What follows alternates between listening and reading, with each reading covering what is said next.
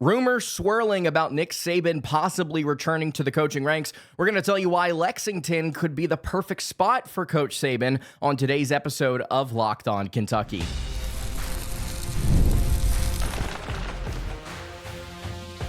You are Locked On Kentucky, your daily podcast on the Kentucky Wildcats, part of the Locked On Podcast Network, your team every day. All right, what's going on, Big Blue Nation? Welcome on into Locked On Kentucky, your daily Kentucky Wildcats podcast. I'm your host, Lance Dawe, and on today's episode of Locked On Kentucky, we're going to talk about the latest news surrounding Coach Nick Saban. Could he be returning to college football? And if so, where could he go? And could the Wildcats end up making sense for Nick Saban in the end? Also on today's episode, got some recruiting updates about Darren Rippey Jr. and Caleb Holt. The Wildcats making some pretty strong moves with both prospects. Today's episode is brought to you by Game Time. You can download the Game Time app, create an account, and use code LOCKEDONCollege for $20 off your first purchase. Thank you guys so much for making Locked On Kentucky your first listen every single day. Want to remind everyone out there that we are free and available wherever you get your podcast. If you have not subscribed on YouTube, trying to get to 20,000 subscribers before the start of the college basketball season. I think we can get there, but it's going to take your help if you're listening on podcast. Would love it, love it, love it if you subscribed there as well. All right, let's go ahead and get into it. Could Nick Saban make a return to college football? In case you don't know who this is, if you've been living under a rock, Nick Saban, one of the greatest coaches of all time, period, for any sport, and arguably the greatest coach in college football history. There's been a report, or not necessarily a report, just some news floated out there by former Alabama quarterback Greg McElroy, media member Greg McElroy, talking about Nick Saban and whether or not he's done coaching. This was the quote that was floating around on social media yesterday from McElroy. He said, quote, "This is a little bit out of left field, but the question was asked of me, a very much in-the-know person that I have a lot of respect for and have spent a lot of time around and just really, really admire. They seem to think Nick Saban is not done coaching. I had a similar reaction. He's pretty adamant that he thinks Nick Saban is going to be coaching again." Now, while later on in that interview or quote that he pulled, I believe it was from McElroy's radio show, while he went on later to say that McElroy doesn't think Saban, who is like in his early 70s, will coach again, Ole Miss head coach Lane Kiffin kind of added to the fire at SEC Media Days. He was asked if he would hire Saban to his staff with the Rebels, and he took the chance to make a joke saying, quote, "He's not going to need me to hire him. I don't think he's done. I think he'll be back, whether that's college or the NFL. I think he'll be back." So we now have multiple people, one of them in the know, Lane Kiffin, who has proven himself in the past to not necessarily be in the know, but loves being a troll, whether that be on social media or in person talking to people. We've got two different people who are credible in different ways saying, yeah, I think that Nick Saban could possibly make a return to college sports. And for some odd reason, Kentucky fans have kind of taken it upon themselves on Twitter to just say, hey, he would be welcome here, welcome home, come on down. We'd love to have you in Lexington. For some reason, Kentucky fans, much like Laker fans, sometimes have a fascination with just tethering themselves to the closest either free agent or player or coach, saying that you are going to be with us because we are the best. We're going to make the case for Coach Saban coming down to Lexington because I think there's actually a legitimate case to make here. But first, let's talk about some of the other places that Nick Saban could end up going, because I think there are several spots that if he does return to coaching would make a lot of sense. I think an NFL front office, first and foremost, or some sort of like consultant, not a head coach, would make the most sense for Saban. Why? Well, he's almost 74 years old, and a full NFL schedule is very intense, so he could end up being some sort of advisor or have some sort of strategy role that gives him influence without actually having to go and be on the grind. You could possibly see him return to the Dolphins, where he coached previously, or as some like senior football advisor. That role, in my mind, would not be the most far-fetched. I think the second place you could possibly see him go is Alabama. One of two things could happen here. If Kalen DeBoer struggles, like really struggles this year, Alabama boosters could panic. They could throw him out the window, and they could have him return in some interim role before they find their next guy. The likelihood of this, I think, is very low, but it's, I think, higher than him higher than him taking any random job elsewhere. So that's the first thing that could happen with Alabama. The second thing that could happen with Alabama is he could return in some recruiting role. I genuinely believe that he could return as some recruiting advisor or recruiting analyst or whatever he wants to be with the Crimson Tide. Obviously, they'll probably not say no to anything.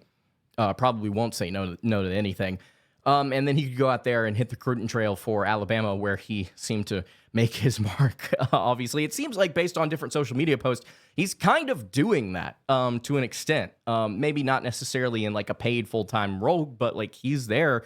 It seems like based on different social media posts, like still being active with the program. So I think Alabama or some sort of like NFL like analyst role or something that's like in some sort of front office, I think would be the most realistic thing for Nick Saban.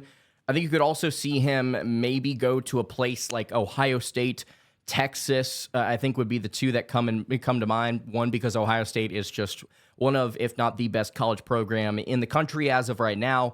Texas because of Sark, maybe even Georgia because of Kirby, Florida because of Napier if the bottom fell out there. If a juggernaut imploded or some sort of scandal happened, Saban could be tapped in as a stabilizer or some sort of interim if they wanted to use him as such to restore order. This would be almost impossible to happen. I also think that LSU could be on the table here just as some sort of like nostalgia wild card. He obviously built LSU into a bit of a power there before he went over to, I think it was LSU, then the Dolphins, then Alabama is how the timeline shakes out. If Brian Kelly flames out this year with an incredibly loaded roster, they could toss him in there as an interim or bring him back for at least a few years.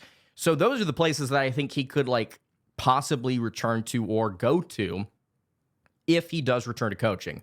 Now, McElroy himself said he doesn't see it happening, but the source that he talked to that he's very close to said that he sees it happening. And then Lane Kiffin, who we know is a troll, which we have to take what he says as a grain with what he says with a grain of salt all the time.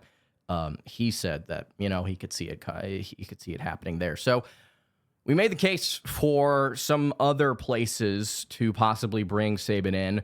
Let's talk about why he could work at Kentucky here in just a second. Before we do that, though, I want to tell you guys about our friends over at Game Time. Guys, we've all been there, logging on early and waiting forever for concert tickets to go on sale, only to lose your spot for a show you've been dying to see. That was me with Porter Robinson a couple of times. Thankfully, I did get to see him thanks to Game Time. But live music should be about making memories, not dealing with the stress of ticket shopping. And that's where Game Time comes in, because they make getting concert tickets faster and easier than ever. Prices actually drop as it gets closer to showtime, and you can save up to 60% off with their killer last-minute deals. You can take the guesswork out of buying concert tickets and show tickets with Game Time by downloading the Game Time app, creating an account, using code LOCKEDONCollege for $20 off your first purchase. If you're like me and you want to take a couple concert trips, maybe every month or so, you have big-time artists out there like Post Malone. Maybe you want to go see somebody like Porter Robinson like I have a couple different times. You need to go to the Game Time app. It doesn't matter what artist it is going to be the perfect place for you to go. You get a panoramic seat view. You get the price you see up front is what you are going to end up paying. There's no BS. There's no scheme. It is perfect. You get in, you get out. It's also the same for any sporting event. MLB, if you want to go to a college football game, I think now's a great time to go ahead and take a look at some tickets that you could get for some early season Kentucky contests. I already got some tickets to go see Kentucky play some neutral site basketball games later this year. It's the perfect place to go for any sort of ticket. Again, download the Game Time app, create an account, use code LOCKEDONCollege, LOCKEDONCOLLEGE for $20 off. Download Game Time today. Last minute tickets, lowest price guaranteed.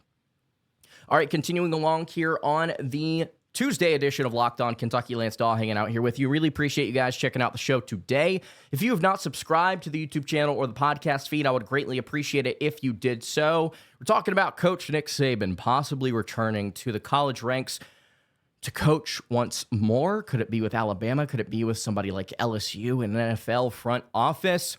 Well, let's make the case for Kentucky here, partially just for fun, but mostly I think that this could end up being, if he wants to return to the SEC, this could be a great place for Saban to land, even if he's just here for 2 or 3 seasons. First and foremost, I think that Kentucky can pay. Kentucky and the SEC with SEC money.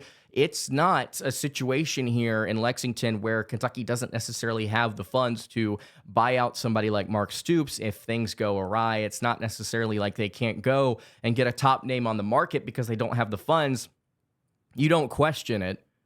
Kentucky's got the money to go make a splash hire, or to make a splash firing, I guess I should say, of Mark Stoops if things go poorly this season, which I will also note, the only world where Kentucky would ever hire Nick Saban within the next 12 to 18 months would be because of the fact that Mark Stoops did not perform this season. Now, we're going to get into later this week, whenever Mark Stoops takes the podium at SEC Media Days, we're going to get into some of his thoughts. We're going to get into my thoughts about the roster, the schedule. It's not a great spot to be in.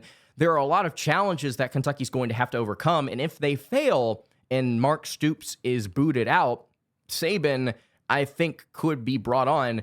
And if you're worried about money, don't be. Mitch Barnhart or whoever is in power, which I would assume it'd be Barnhart, he's the longest tenured AD in the country right now, would just slide a blank check over, similar to what Texas A&M did with Jimbo Fisher, give him full control of the program, give him a massive staff budget, a massive budget for NIL. Kentucky boosters would literally move heaven and earth for the prestige and the revenue of Nick Saban. Again, like I mentioned, even if he was only there for just a couple of seasons.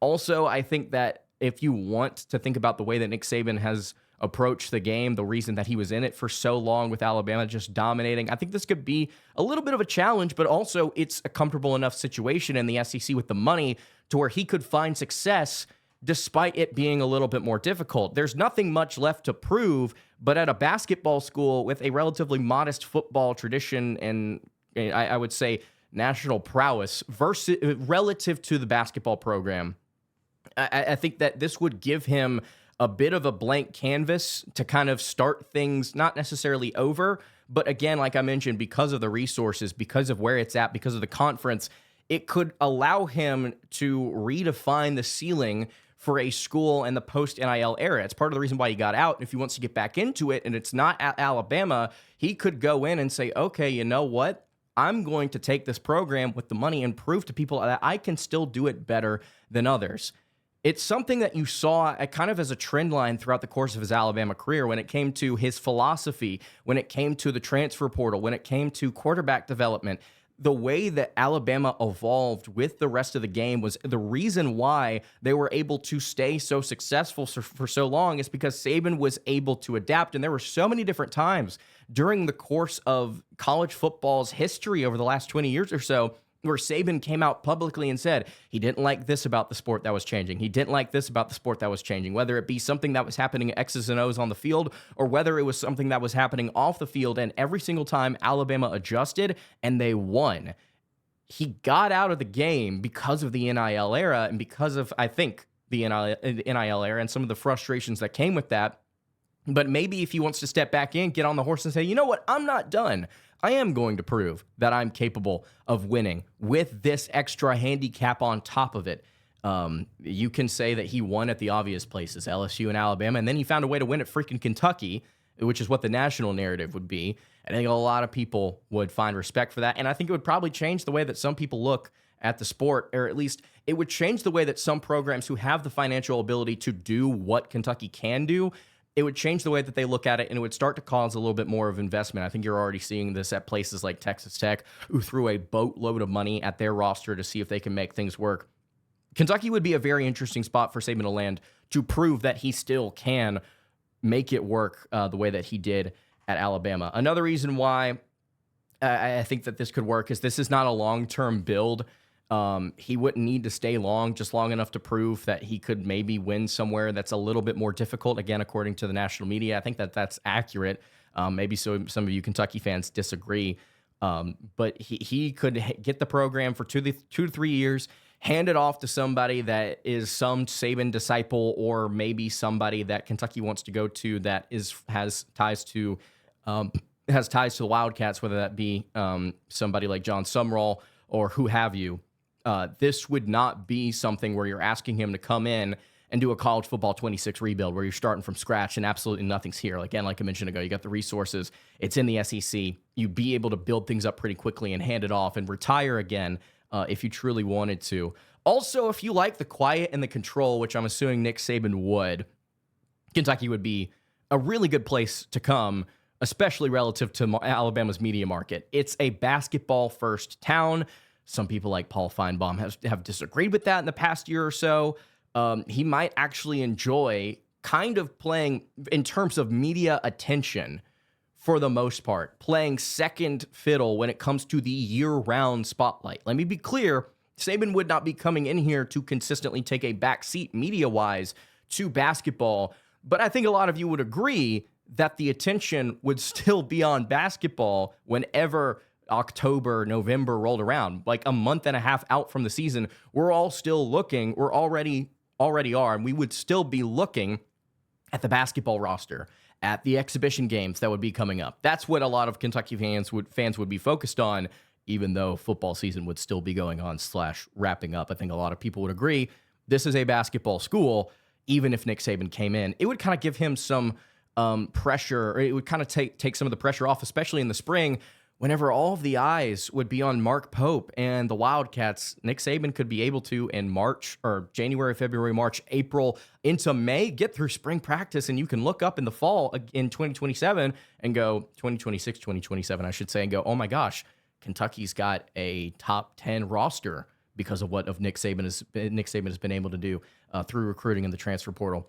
And then the final reason here that you could possibly see him possibly make it over to Lexington. Again, like I mentioned, he wouldn't be starting from scratch. He'd be refining something. The SEC chaos here kind of makes it possible.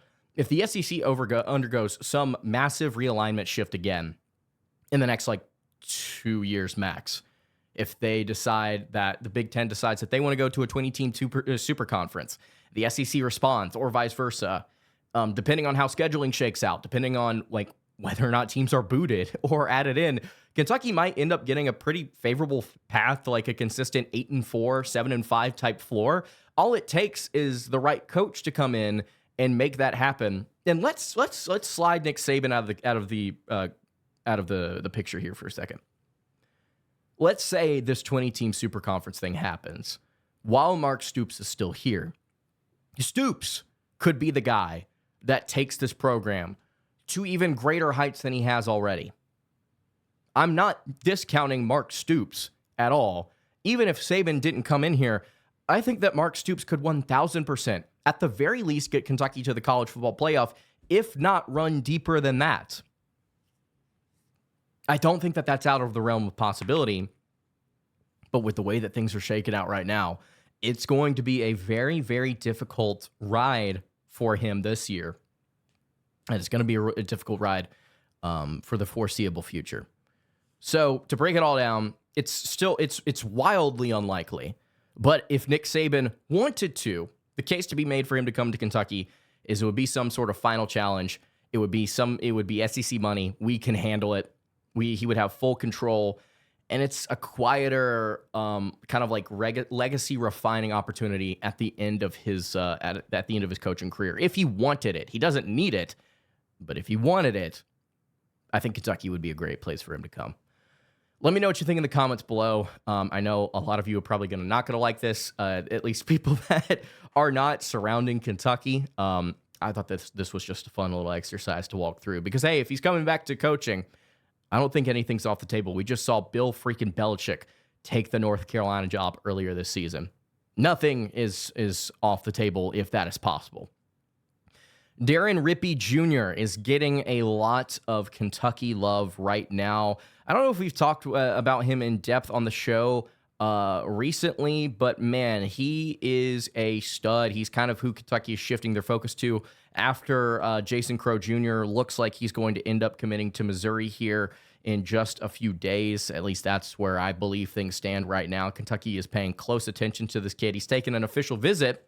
He scheduled one on August 1st. He'll leave August 3rd, according to Kentucky Sports Radio. He also has a lot more visits upcoming, and Kentucky's the first, which you could say that's good or bad or whatever, but it's Kentucky on August 1st. Then you have Miami, North Carolina, Alabama, Texas, Syracuse, Indiana, and Tennessee. He's got all of those lined up. So the recruitment, according to Joe Tipton, is wide open. The 4-star point guard, in case you don't know, he is, according to On3 right now, I didn't have On3's numbers pulled up, but according to On3, he is the number 17 overall player, number 4 point guard. According to 24/7 Sports, the number 17 overall player, number 2 point guard. He is a 4-star in the raw 24/7 Sports player rating, but he's a 5-star according to the composite. ESPN is the only major industry service out here that has him as a 5-star. So maybe he rises up. We don't know. But a lot of scouts have a lot of great things to say about this kid, at least in terms of his development right now. The shot selection, or not shot selection, the outside shot making was a concern for him early on in his high school career.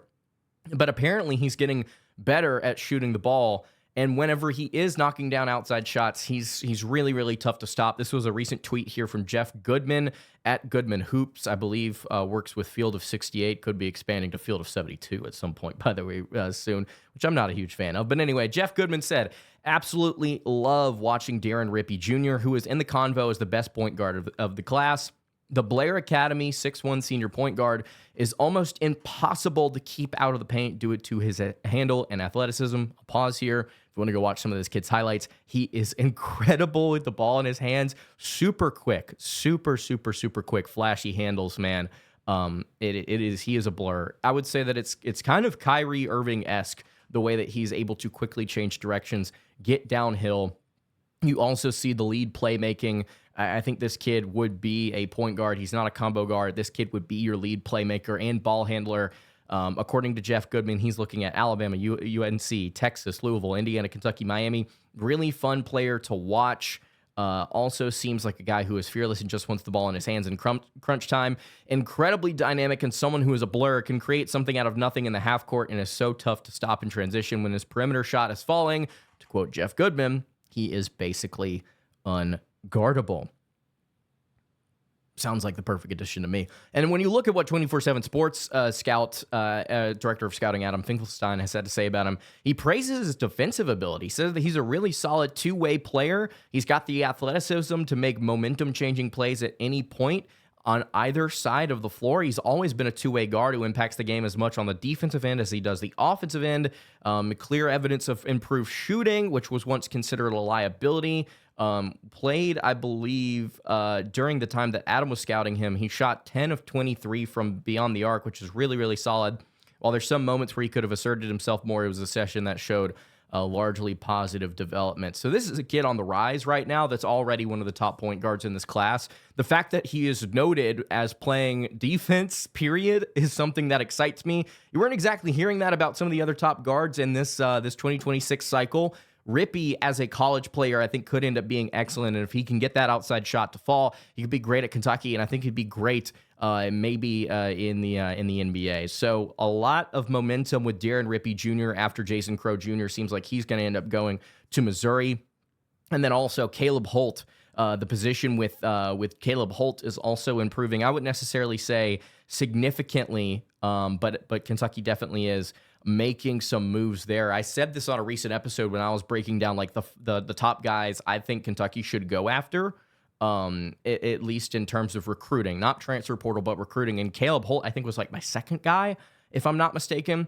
Holt, a top 5 player, according to On3, 6'5", 200-pound shooting guard, just a physical load. He is somebody that's going to be really good on both ends of the floor. He's actually originally from Huntsville, Alabama, which is why you see Alabama and Auburn getting in on his recruitment. But according to Joe Tipton, I'll just read this blurb here for you from Joe Tipton in a recent article. Caleb Holt's one of the top guards in the 2026 class. As an Alabama native, the two home state schools of Auburn and Alabama are viewed as top contenders for him, and he has official visits scheduled with both programs. Due to the longevity of the recruitment with those schools, many believe that they are the two teams to beat. However, Kentucky has come on strong as of late, and he's locked in an OV with the Wildcats. Pope was one of his on-court coaches at USA Basketball, allowing Holt to get to know the UK head coach more. I think Kentucky is more of a legitimate contender now than ever before. Again, that's per Joe Tipton of On3. We'll see what happens with Caleb Holt, but the one thing that I can guarantee you, he's a great player, great wing defender, great athlete. You think about the Wildcats of yore when you're looking at the players that John Calipari was bringing in for the, I would say, first 7 or 8 seasons of his tenure at Kentucky. I think this is one of those throwback cat type guys where you could see him come in, make an impact as maybe a tertiary ball handler and playmaker for the Wildcats on the wing, somebody that's going to really give you a lot of run defensively, somebody that can switch 1 through 3. I think Caleb Holt talked about this recently, about how much trust Mark Pope has seemed to I guess, exude in Holt's favor, I should say, while they were both together there with Team USA, drawing up plays for him, talking to him about how confident he was in him, just building that relationship. We'll see how this recruitment pans out, but as of right now, I feel great with where Kentucky's standing, especially considering he's from Huntsville, and Auburn and Alabama, 2 very good programs right now, are the 2 teams that are jockeying for position with the Wildcats. We'll see how it ends up going, but I feel pretty good about it. So there's your recruiting update. Talked about Nick Saban, talked about Darren Rippey Jr. and Caleb Holt. That's going to do it for today's episode of Locked On Kentucky. You can follow the show on Twitter at Locked On UK. Follow me on Twitter at LanceDawe_, and follow the show over on Instagram. That's at Kentucky Podcast.